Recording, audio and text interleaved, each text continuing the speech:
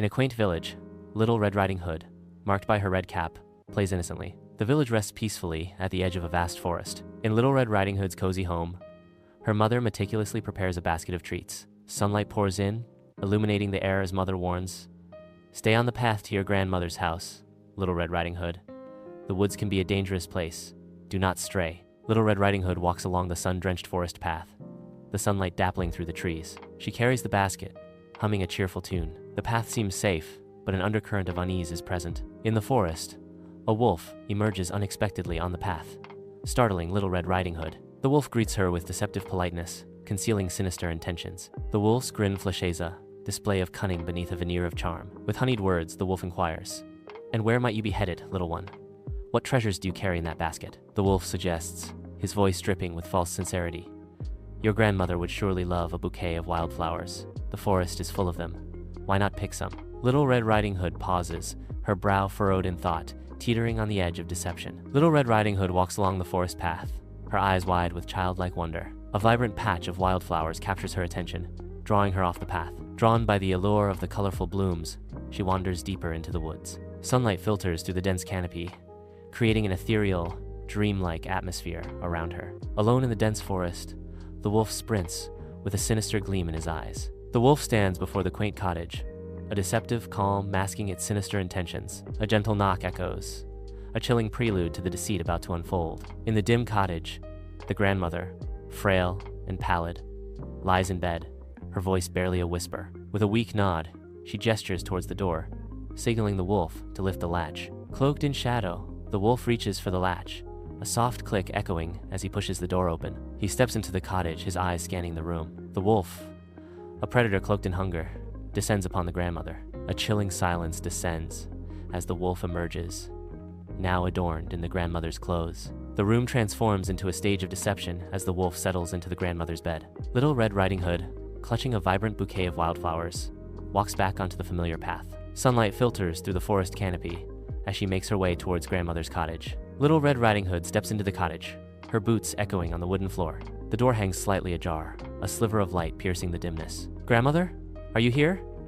Little Red Riding Hood calls out, her voice trembling slightly. Little Red Riding Hood approaches the bed, her small hand extends. She draws back the curtains. The wolf lies in wait, disguised as her grandmother. Sunlight streams through lace curtains, lighting the small cottage as Little Red Riding Hood pauses, her basket set down. Little Red Riding Hood notices her grandmother's large ears. "Grandmother, what big ears you have." The wolf, feigning tenderness, answers, "The better to hear you with, my dear." Little Red Riding Hood's eyes widen. "Grandmother, what big eyes you have." The wolf's voice deepens. "The better to see you with, my dear." Little Red Riding Hood steps closer, her voice trembling slightly.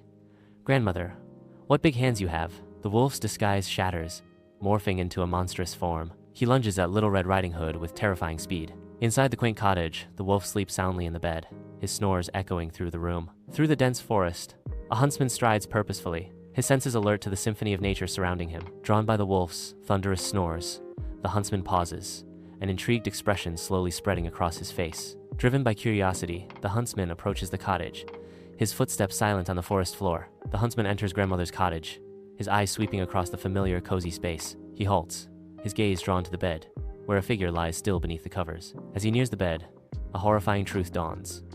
It is the wolf, not grandmother, lying there. Understanding flashes across the huntsman's face, hardening his features with grim resolve. The huntsman, face grim, stares at the wolf. A flicker of memory crosses his face. Grandmother, her gentle smile, her warm embrace. He draws his hunting knife, the steel glinting. He makes the decision to cut open the wolf's stomach. The huntsman's knife glints sharply, a beacon in the dim cottage light. He cuts open the wolf's stomach with ruthless precision. Little Red Riding Hood tumbles out, pale and shaken, yet alive. From the depths of the wolf, grandmother emerges, her face ashen, yet her eyes flicker with life. She leans against the wall, a testament to resilience amidst the impossible. Little Red Riding Hood and the huntsman prepare to enact their grim plan. Together, they fill the wolf's stomach with heavy stones, a silent act of retribution. The wolf awakens abruptly, his eyes wide with panic as he scans the unfamiliar cottage. He struggles to stand, the weight within him betraying his escape. His legs fail, and he collapses, the air leaving him in a final, defeated sigh. Silence descends upon the cottage, the end of a dark tale. The grandmother eats the cake, feeling warmth spread through her. She sips the wine, a renewed vigor filling her eyes. The huntsman holds the wolf's skin, a grim trophy of his bravery. Little Red Riding Hood walks along the path, her eyes scanning the woods with newfound caution. She resolves silently to always heed her mother's warnings from now on. The village appears serene under the afternoon sun, masking lurking dangers beneath its facade.